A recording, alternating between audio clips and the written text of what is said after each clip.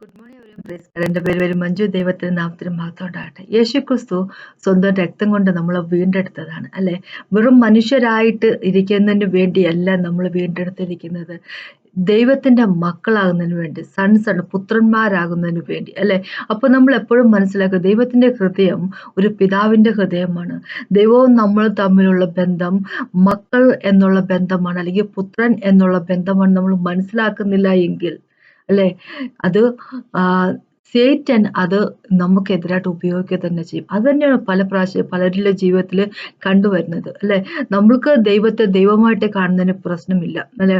എല്ലാവർക്കും അറിയാം യേശുക്രിസ്തു ദൈവമാണ് അല്ലെ. പക്ഷെ നമ്മളെ സൃഷ്ടിച്ചവനാണ്, നമ്മുടെ പിതാവാണെന്ന് നമ്മൾക്ക് പലർക്കെങ്കിലും അത് പറയും, വാഗൊണ്ട് പറയുമെങ്കിൽ പോലും ഒരു ചെറുതായിട്ടൊരു ഐഡിയ ഉണ്ടെങ്കിൽ പോലും, പക്ഷെ ഡീപ്പ് ഡൗൺ നമ്മുടെ ഹൃദയത്തിന്റെ ആഴങ്ങളിൽ അല്ലെ അത് ഉറയ്ക്കാതിരിക്കുന്നത് കൊണ്ട് പലപ്പോഴും പല പ്രശ്നങ്ങളിലേക്കും നമ്മളായിട്ട് തന്നെ ചെന്ന് വീഴുന്ന കാഴ്ച നമ്മൾ കാണുന്നു അല്ല. നമ്മുടെ ഹൃദയത്തിന്റെ ഉള്ളിൽ നമ്മൾ എന്നും മനസ്സിലാക്കുക, ദൈവം നമ്മുടെ പിതാവാണ്. അതാണ് എനിക്കിന്ന് പറയാനുള്ളത്. മുമ്പോട്ട് പോകുന്നതിന് നമുക്കത് പ്രാർത്ഥിക്കാം. പ്രാർത്ഥിച്ച ശേഷം സംസാരിക്കാം. കർത്താവേ, സമയത്ത് നന്ദി പറയുന്ന കർത്താവേ, അങ്ങയുടെ സ്നേഹത്തോട് നന്ദി പറയുന്ന കർത്താവേ, യേശു അങ്ങ് ക്രോസ് ഓഫ് കാൽവറിയിൽ മരിച്ച് വെറുതെ കുറച്ച് ക്രിസ്ത്യൻസിനെ ജനിപ്പിക്കുന്നതിന് വേണ്ടി അല്ലല്ലോ കർത്താവ്, അങ്ങക്ക് വേണ്ടി പിതാവെ അങ്ങയുടെ മക്കളായിട്ട് കർത്താവ് ലോഡ് ഫാദർ, അതിനായിട്ടാണ് കർത്താവെ അങ്ങയുടെ സ്വന്തം മകനെ പിതാവെ അങ്ങ് ഈ ലോകത്തിലേക്ക് വിട്ട്. Thank you Jesus master God. Holy spirit ഗോഡിനെ തന്ന് കർത്താവ് ഞങ്ങൾ മുദ്രയിട്ടിരിക്കുന്നത് അതിനായിട്ട് കർത്താവ് lord father. Praise and worship you master God. ഞങ്ങളുടെ ഉള്ളിൻ്റെ ഉള്ളിലേക്ക് ആ അറിവ് കർത്താവ് ആഴ്ന്നിറങ്ങട്ടെ കർത്താവ്. അതായിരിക്കട്ടെ ഞങ്ങളുടെ അടിസ്ഥാനം, ജീവിതത്തിന്റെ അടിസ്ഥാനം കർത്താവ്. Thank you Jesus master. Praise and worship you. യേശു നാമത്തിന് അന്ന് സംസാരിക്കണം എന്ന് ഹോളി സ്പിരിറ്റ് ഗോഡ് ഞങ്ങളോട് സംസാരിക്കണം. യേശു നാമത്തിന്. നമുക്ക് ഗലാത്യർക്ക് എഴുതിയ ലേഖനത്തിലേക്ക് പോകാം. അതിന്റെ മൂന്നാമത്തെ ചാപ്റ്ററിലേക്ക്. മൂന്നാമത്തെ ചാപ്റ്റർ 26 തൊട്ട് 29 വരെയുള്ള വാക്കുകൾ ഒന്ന് വായിക്കാം. അത് കഴിഞ്ഞിട്ട് 4-ന്റെ 6ഉം 7ഉം ഒന്ന് വായിക്കാം. അപ്പൊ ഗലാത്യർക്ക് എഴുതിയ ലേഖനത്തിന്റെ 3-ന്റെ 26 തൊട്ട് 29 ഇങ്ങനെ പറഞ്ഞിരിക്കുന്നു: ക്രിസ്തുയേശുവിലെ വിശ്വാസത്താൽ നിങ്ങൾ എല്ലാവരും ദൈവത്തിന്റെ മക്കൾ ആകുന്നു. ക്രിസ്തുവിനോട് ചേരുവാൻ സ്നാനം ഏറ്റിരിക്കുന്ന നിങ്ങൾ എല്ലാവരും ക്രിസ്തുവിനെ ധരിച്ചിരിക്കുന്നു. അതിനാൽ യഹൂദനി യവനനും എന്നില്ല, ദാസനും സ്വാതന്ത്ര്യനും എന്നില്ല, ആണും പെണ്ണും എന്നില്ല, നിങ്ങൾ എല്ലാവരും ക്രിസ്തുയേശുവിൽ ഒന്നത്രേ. ക്രിസ്തുവിൽ നിന്നുള്ളവർ എങ്കിലോ നിങ്ങൾ അബ്രഹാമിന്റെ സന്തതിയും വാഗ്ദത്ത പ്രകാരം അവകാശികളും ആകുന്നു. അപ്പോ നമുക്കറിയാം ഇവിടെ പറഞ്ഞിരിക്കുന്നത് മക്കൾ എന്നാണ് ഇവിടെ പറഞ്ഞിരിക്കുന്നത്. 26-ാമത്തെ വാക്കിൽ ഇങ്ങനെ പറഞ്ഞിരിക്കുന്നത്: ക്രിസ്തുയേശുവിലെ വിശ്വാസത്താൽ നിങ്ങൾ എല്ലാവരും ദൈവത്തിന്റെ മക്കൾ ആകുന്നു എന്നാണ് പറഞ്ഞിരിക്കുന്നത്. പക്ഷേ നമുക്കറിയാം NKJV അല്ലെ, ന്യൂ കിങ് ജെയിംസ് വേർഷൻ പോലുള്ള ഇംഗ്ലീഷ് ബൈബിളിലേക്ക് പോകുമ്പോൾ അവിടെ പറഞ്ഞിരിക്കുന്ന സൺ എന്നൊരു വാക്കാണ് ഉപയോഗിച്ചിരിക്കുന്നത് അല്ലെ. ഇനിയിപ്പോ ഗലാത്യർക്ക് എഴുതിയ ലേഖനത്തിന്റെ 4-ാമത്തെ ചാപ്റ്ററിന്റെ 6-7 കൂടെ ഒന്ന് വായിക്കുമ്പോൾ ഇങ്ങനെ പറഞ്ഞിരിക്കുന്നത്: നിങ്ങൾ മക്കൾ ആകൊണ്ട് അബ്ബാ പിതാവേ എന്ന് വിളിക്കുന്ന പുത്രന്റെ ആത്മാവിനെ ദൈവം നിങ്ങളുടെ ഹൃദയങ്ങളിൽ അയച്ചു. അങ്ങനെ നീ ഇനി ദാസനല്ല, പുത്രനത്രേ. പുത്രനെങ്കിലോ ദൈവഹിതം ആകിയാൽ അവകാശിയും ആകുന്നു. അപ്പൊ ദൈവം നമ്മളെപ്പറ്റി പറഞ്ഞിരിക്കുന്നത് പുത്രൻ എന്നാണ് പറഞ്ഞിരിക്കുന്നത് അല്ലെ. അപ്പൊ ഇവിടെ ദൈവത്തിലുള്ള വിശ്വാസം ഉണ്ടെങ്കിൽ, യേശുക്രിസ്തുവിൽ നമ്മൾ വിശ്വസിക്കുമ്പോൾ അല്ലെ, യേശുക്രിസ്തുവിൽ യേശുക്രിസ്തുവിലായിരിക്കുന്നവരെ പറ്റിയാണ് പറഞ്ഞിരിക്കുന്നത് പുത്രൻ എന്ന്. വെറുതെ വിശ്വാസത്തെ പറ്റി മാത്രം ദൈവം പറയുന്നില്ല. ഇവിടെ യേശുവിൽ വിശ്വസിക്കുന്നു എന്ന് മാത്രമാണ് എഴുതിയിരിക്കുന്നെങ്കിലും നമുക്കറിയാം റോമർക്ക് എഴുതിയ ലേഖനത്തിന്റെ 8-ാമത്തെ ചാപ്റ്ററിലേക്ക് പോകുമ്പോൾ 14-ാമത്തെ വാക്ക് ഇങ്ങനെ പറഞ്ഞിരിക്കുന്നത്: ഹോളി സ്പിരിറ്റ് ഗോഡിനാൽ നയിക്കപ്പെടുന്ന വ്യക്തികളാണ് ദൈവത്തിന്റെ മക്കൾ എന്ന് പറഞ്ഞിരിക്കുന്നത്. അപ്പൊ ഇവിടെ നമ്മള് വെറുതെ വിശ്വസിക്കുന്നു പറയുമ്പോൾ ഒരുപാട് പേരുണ്ട്. യേശുവിൽ വിശ്വസിക്കുന്നു എന്ന് പറയുന്ന വാഗൊണ്ട് പറയുന്ന വ്യക്തികളും പക്ഷെ പ്രവൃത്തി വേറൊന്നായിരിക്കുന്ന വളരെയധികം ആൾക്കാരുണ്ട്. അപ്പൊ അവരെ പറ്റിയല്ല പറഞ്ഞിരിക്കുന്നത്, യേശുവിൽ ആയിരിക്കുന്നവരെ പറ്റി പറഞ്ഞിരിക്കുന്നത്. അപ്പൊ യേശുവിൽ വിശ്വസിക്കുകയും യേശുവിൽ വസിക്കുകയും ചെയ്തിരിക്കുന്നത് അല്ലെ.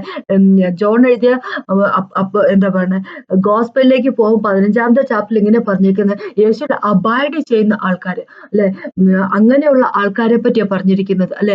അപ്പോ യേശുവിൽ ആയിരിക്കുന്ന ആൾക്കാർ, യേശുവിൽ വിശ്വസിക്കുന്ന ആൾക്കാര്, അവര് യേശുവിൽ വിശ്വസിക്കുന്നു എന്ന് പറയുമ്പോൾ വിശ്വാസം പൂർണ്ണമായിട്ട് ഉള്ള ആൾക്കാരെ പറ്റി പറഞ്ഞു. അവര് ദൈവത്തിന്റെ മക്കൾ എന്നിവിടെ മലയാളത്തിൽ പറയുന്നു, ഇംഗ്ലീഷ് ബൈബിൾ പറയുന്നു സൺസ് എന്ന് പറഞ്ഞു, അല്ലെങ്കിൽ പുത്രന്മാർ എന്ന് പറഞ്ഞിരിക്കുന്നു അല്ലെ. അപ്പോ ഇവിടെ 27ാമത്തെ വാക്ക് പറയും, ക്രിസ്തുവിനോട് ചേരുവാൻ സ്നാനം ഏറ്റിരിക്കുന്ന നിങ്ങൾ എല്ലാവരും ക്രിസ്തുവിനെ ധരിച്ചിരിക്കുന്നു. അതിൽ യഹൂദനോ യവനോ എന്നില്ല, ദാസനും സ്വാതന്ത്ര്യം എന്നില്ല, ആണും പെണ്ണും ഒന്നുമില്ല, നിങ്ങൾ എല്ലാവരും ക്രിസ്തുവിൽ അത്രേ. അപ്പോ 4ാമത്തെ ചാപ്റ്റർ ഇവിടെ പറഞ്ഞിരിക്കുന്ന ഇങ്ങനെ, പുത്രനായിരിക്കുന്ന ആൾക്കാർക്ക് അല്ലെ, യേശുവിൽ വിശ്വസിക്കുന്ന ആൾക്കാർക്ക് ഹോളി സ്പിരിറ്റ് ഗോഡിനെ നമുക്ക് തന്നിരിക്കുകയാണ് അല്ലെ. പുത്രന്റെ ആത്മാവ് എന്ന് പറഞ്ഞ, പുത്രന്റെ ആത്മാവ്, സത്പുത്രന്റെ ആത്മാവ് എന്ന് പറയുമ്പോൾ യേശുവിന്റെ ആത്മാവിനെ പറ്റിയാണ് പറഞ്ഞത്. യേശുവിന്റെ ആത്മാവ് എന്ന് പറഞ്ഞാൽ holy spirit God, holy spirit ഗോഡിനെ നമ്മൾക്ക് തന്നിരിക്കുകയാണ്. അപ്പൊ ആ ഹോളി സ്പിരിറ്റ് ഗോഡ് വഴി നമ്മൾ പിതാവിനെ വിളിക്കുന്നത് എന്താ പറയാ, അബ്ബാ ഫാദർ എന്ന് വിളിക്കുന്നത്, പിതാവേ എന്റെ പിതാവേ എന്നാ വിളിക്കുന്നത്. ഇപ്പൊ എന്ന് വെച്ച് കഴിഞ്ഞാല് നമ്മള് പുത്രന്മാരാണ് അല്ലെ, നമ്മള് മക്കളാണ് എന്നാണ് ദൈവം പറഞ്ഞിരിക്കുന്നത് അല്ലെ. അപ്പൊ ആദ്യമായിട്ട് ഞാൻ പറയട്ടെ, പുത്രൻ എന്നുള്ള വാക്കിനെ പറ്റി പിന്നീട് പറയാം. മക്കൾ എന്നുള്ള വാക്ക് അല്ലെ, നമ്മള് ദൈവം നമ്മളോട് പറയുന്നത് എന്താന്ന് വെച്ച് കഴിഞ്ഞാൽ, നിങ്ങൾ എൻ്റെ മക്കളാണ്. അത് നമ്മൾ മനസ്സിലാക്കുക. അത് മനസ്സിലാക്കാതിരിക്കുന്നിടത്തോളം കാലം ഒരുപാട് പ്രശ്നമുണ്ട്. യേശുക്രിസ്തു അല്ലെ, യേശു തന്നെ പറഞ്ഞിരിക്കുന്ന ഇങ്ങനെ, യേശുവിന്റെ ഉയർത്തെഴുന്നേൽപ്പിന് ശേഷം ആദ്യമായിട്ട് പ്രത്യക്ഷപ്പെടുന്ന മേരി മാഗ്ദലിനായതുകൊണ്ട് അല്ലെ, മേരിയോട് ഇങ്ങനെ പറഞ്ഞിരിക്കുന്നത്, യോഹന്നാന്റെ സുവിശേഷത്തിന്റെ 20ാമത്തെ ചാപ്റ്ററിലേക്ക് പോകുമ്പോൾ 17ാമത്തെ വാക്കിൽ ഇങ്ങനെ പറഞ്ഞിരിക്കുന്നത്, നീ ചെന്ന് എൻ്റെ എന്താ പറയുക സഹോദരന്മാരോട് പറയുമെന്ന് പറഞ്ഞിരിക്കുക. എന്താ പറഞ്ഞിരിക്കുന്നത്, ഞാൻ എൻ്റെ പിതാവും നിങ്ങളുടെ പിതാവും എൻ്റെ ദൈവവും നിങ്ങളുടെ ദൈവവുമായവന്റെ അടുക്കൽ ഞാൻ കയറിപ്പോന്നു എന്നും അവരോട് പറയാം. ആദ്യമായിട്ട് പറഞ്ഞത് ദൈവം എന്നുള്ളതിനെ പറ്റിയല്ല പറഞ്ഞിരിക്കുന്നത്. യോഹന്നാന്റെ 20:17 ഇങ്ങനെ പറഞ്ഞിരിക്കുന്നത്, എന്റെ സഹോദരന്മാരുടെ അടുക്കൽ ചെന്ന് എന്റെ പിതാവും നിങ്ങളുടെ പിതാവും എന്റെ ദൈവം നിങ്ങളുടെ ദൈവവും ആയിരിക്കുന്നതിന്റെ അടുക്കലേക്ക് ഞാൻ കയറിപ്പോകും എന്ന് പറയുക. എന്ന് വെച്ച് കഴിഞ്ഞാൽ ആദ്യമായിട്ട് ദൈവം നമ്മളിൽ നിന്ന് ആഗ്രഹിക്കുന്ന ഒരു ബന്ധം എന്ന് പറഞ്ഞാല് ദൈവവും എന്താ പറയാ, ദൈവത്തിന്റെ അനുയായികളും എന്നുള്ളതിനേക്കാൾ ഉപരിയായിട്ട് പിതാവും മക്കളും എന്നൊരു ബന്ധത്തെ പറ്റിയാണ് ആഗ്രഹിക്കുന്നത് അല്ലെ. അപ്പൊ നമ്മളുടെ ദൈവം നമ്മളുടെ പിതാവാണ് അല്ലെ, അത് മനസ്സിലാക്കുക. എന്താ പറയുക, ഇസ്രായേലിനെ പറ്റി ദൈവം ഇങ്ങനെയാ പറഞ്ഞിരിക്കുന്നത്, എന്റെ ആദിജാതനാണ് എന്നാ പറഞ്ഞിരിക്കുന്നത് ഇസ്രായേലിനെ പറ്റി. അതായത് ദൈവത്തിന് മക്കളായിട്ടാണ് നമ്മളെ വേണ്ടത്, പുത്രന്മാരായിട്ടാണ് നമ്മളെ വേണ്ടത്. അതില് ഇവിടെ ഗലാത്യർക്കെതിരെ ലേഖനത്തിൽ 3ാമതിൽ ചാപ്റ്റർ പറഞ്ഞിരിക്കുന്നത്, അവിടെ യഹൂദനെന്നോ യവനെന്നോ അല്ലെ, എന്ന് വെച്ചാല് ജാതികളെന്നോ യഹൂദന്മാരെന്നോ ജാതികളെന്നോ ഒരു തരംതിരിവില്ല, ദാസനല്ലാത്തവൻ അല്ലെ, സെർവന്റ് എന്നോ മാസ്റ്റർ എന്നോ ഒരു തരംതിരിവില്ല, ആണെന്നോ പെണ്ണെന്നോ ഇല്ല അല്ലെ, ഒരു തരംതിരിവില്ല, എല്ലാവരും പുത്രന്മാരാണ് എന്നാണ് ദൈവം പറഞ്ഞിരിക്കുന്നത് അല്ലെ. അതാണ് ആ ഒരു ബന്ധത്തെ പറ്റിയാണ് ദൈവം നമ്മളോട് മനസ്സിലാക്കണമെന്ന് പിന്നെയും പറഞ്ഞുകൊണ്ടിരിക്കുന്ന കാര്യം ഇത് അല്ലെ. അപ്പോ ഒരു കാര്യം കൂടെ പറയട്ടെ, ഇവിടെ പുത്രൻ എന്നൊരു വാക്കാണ് ഇംഗ്ലീഷ് ബൈബിൾ ഉപയോഗിച്ചിരിക്കുന്നത് അല്ലെ. മക്കൾ എന്നതിനേക്കാൾ ഉപരിയായിട്ട് ഉപയോഗിച്ചിരിക്കുന്ന വാക്ക് സൺസ് എന്നൊരു വാക്കാണ് ഉപയോഗിച്ചിരിക്കുന്നത്. അപ്പൊ എന്തുകൊണ്ടാണ് ദൈവം അങ്ങനെ ആ വാക്ക് ഉപയോഗിച്ചിരിക്കുന്നത് അല്ലെ. മലയാളത്തിലേക്ക് വന്നപ്പോഴേക്കും അത് മക്കൾ എന്നായിരുന്നു എങ്കിലും, പക്ഷെ ഇംഗ്ലീഷ് ബൈബിളില് ഇംഗ്ലീഷിൽ നിന്നായിരിക്കുമല്ലോ ആണല്ലോ തീർച്ചയായിട്ടും മലയാളത്തിലെ ട്രാൻസ്ലേറ്റ് ചെയ്തിരിക്കുന്നത്. അപ്പൊ ഇവിടെ പറഞ്ഞിരിക്കുന്നത് പുത്രൻ എന്നൊരു വാക്ക്. പുത്രൻ എന്ന് പറയുമ്പോൾ മകൻ എന്നൊരു വാക്ക് അല്ലെ. അപ്പൊ ആടത്തെ പറ്റി ദൈവം അങ്ങനെ പറഞ്ഞിരിക്കുന്നത് മകൻ എന്നുള്ളതാണ്. ലൂക്കോസ് സുവിശേഷത്തിന്റെ 3ാമത്തെ ചാപ്റ്ററിൽ 38ാമത്തെ വാക്കിൽ അങ്ങനെ പറഞ്ഞിരിക്കുന്നത്. അപ്പൊ അങ്ങനെയാകുമ്പം മകൻ എന്നതുകൊണ്ട് ഉദ്ദേശിക്കുന്നത്, നമുക്കറിയാം യേശുക്രിസ്തു മകൻ ആണ് അല്ലെ. അപ്പൊ ആൺമക്കൾ എന്ന് പറയുമ്പോൾ നമ്മൾ പൊതുവെ സമൂഹത്തിലുള്ള ഒരു കാഴ്ചപ്പാട് ഇങ്ങനെയാണല്ലോ, ശക്തിയെയാണ് കാണിക്കുന്നത്, ഒരു കുടുംബത്തിന്റെ ശക്തിയാണ് കാണിക്കുന്നത് അല്ലെ. അപ്പൊ പെൺമക്കൾ ചീത്തയായതുകൊണ്ടല്ല, പെൺമക്കൾക്ക് ശക്തി ഇല്ലാത്തത് കൊണ്ടല്ല, പക്ഷേ ഇതിന് ഒരു പെൺമക്കൾ മോശമായത് കൊണ്ടൊന്നുമല്ല. പക്ഷെ എന്നാലും നമ്മള് ഒരു പൊതുവെ അതിനെ ഒത്തിരി അങ്ങോട്ട് ക്രിട്ടിസൈസ് ചെയ്യാൻ നമ്മൾ ചിന്തിക്കുകയാണെങ്കിൽ നമുക്ക് മനസ്സിലാവുന്നില്ല, ആൺമക്കൾ എന്ന് പറയുമ്പോൾ ശക്തിയാണ് കാണിക്കുന്നത് അല്ലെ. ഇപ്പൊ ജേക്കബ് തന്നെ ഒരു മകളുണ്ടായിരുന്നു ദീന അല്ലെ, പക്ഷെ അവളെ പറ്റി അധികം സംസാരിക്കാതെ എന്താ പറയുക, കുറച്ചു കാര്യങ്ങൾ മാത്രം അവളെ പറ്റി സംസാരിക്കും. പക്ഷേ ജേക്കബിന് മറ്റേ 12 ആൺമക്കളെ പറ്റിയാണ് പറഞ്ഞിരിക്കുന്നത് അല്ലെ. 12 ആൺമക്കൾ വഴിയാണ് ഇസ്രായേൽ എന്ന ഒരു രാജ്യത്തെ തന്നെ ദൈവം കെട്ടിപ്പടുത്തിരിക്കുന്നത്. അപ്പോ മക്കൾ എന്നതിനേക്കാൾ ഉപരിയായിട്ട് മകൻ എന്നുള്ളതിനാണ് ദൈവവും എന്താ പറയുക, ഒരു ശക്തി പ്രാധാന്യം കൊടുക്കുന്നു. പ്രാധാന്യം എന്ന് പറയാൻ പറ്റില്ല. ഇപ്പൊ പെൺമക്കളെ ദൈവം ഉപേക്ഷിക്കുന്നു എന്നല്ല പറയുന്നത്, പക്ഷെ അതിനാണ് ദൈവം പറഞ്ഞിരിക്കുന്നത്, നിങ്ങൾ ആണാണെങ്കിലും പെണ്ണാണെങ്കിലും ദൈവത്തിന്റെ കണ്ണിൽ നമ്മൾ ആൺമക്കളാണ്, മക്കളാണ്, പുത്രന്മാരാണ് എന്ന് പറഞ്ഞിരിക്കുന്നത് അല്ലെ. അപ്പൊ ദൈവത്തിന് അവിടെ തരംതിരിവൊന്നുമില്ല. ദാസനാണെങ്കിലും യജമാനാണെങ്കിലും അല്ലെ, യവനാണെങ്കിലും യഹൂദനാണെങ്കിലും നിങ്ങൾ എന്റെ പുത്രൻ എന്ന് വെച്ച് കഴിഞ്ഞാൽ ദൈവം പറയുന്നത് എന്താന്ന് വെച്ച് കഴിഞ്ഞാൽ, ഇവിടെ നിങ്ങൾ എന്റെ ശക്തിയെയാണ് കാണിക്കുന്നത് അല്ലെ. യേശുക്രിസ്തു ദൈവത്തിന്റെ വലം ഭാഗത്താണ് നിൽക്കുന്നത്, ശക്തിയാണ് കാണിക്കുന്നത് അല്ലെ.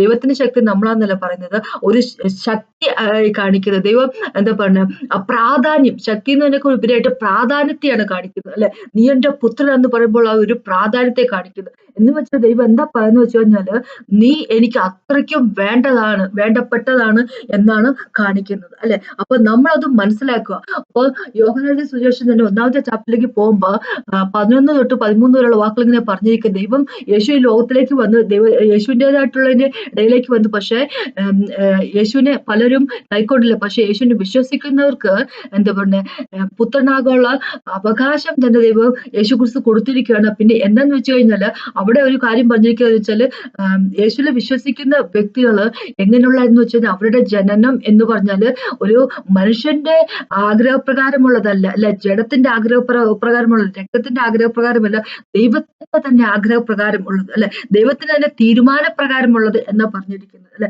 ദൈവത്തിന്റെ വില്ലാണ് എന്നാ പറഞ്ഞിരിക്കുന്നത്. എന്ന് വെച്ച് കഴിഞ്ഞാല് നമ്മള് യേശുവിൽ വിശ്വസിക്കുന്ന ഓരോരുത്തരും അല്ലെ, ദൈവത്തിന് അത്രയ്ക്കും പ്രാധാന്യമാണ് എന്നാണ്, അത്രയ്ക്കധികം ഇമ്പോർട്ടന്റ് ആയിട്ടുള്ള ആൾക്കാരാണ് എന്നാണ് ദൈവം കാണിച്ചിരിക്കുന്നത്. അതിനാണ് പറയുന്നത്, നീ എന്റെ പുത്രനാണ് അല്ലെ, നീ എന്റെ ഫസ്റ്റ് ബോൺ ആണെന്ന് പറയുമ്പോൾ, ഇസ്രായേലിനെ പറ്റി പറയുമ്പോൾ നീ എന്റെ ഫസ്റ്റ് ബോൺ എന്ന് പറയുമ്പോൾ അതാണ് ആ ഒരു ദൈവത്തിന്റെ ഒരു മനസ്സാണ് അല്ലെ. വിട്ടുകൊടുക്കാൻ താല്പര്യമില്ലാത്ത ദൈവത്തിന്റെ മനസ്സാ കാണിക്കുന്നത് അല്ലെ.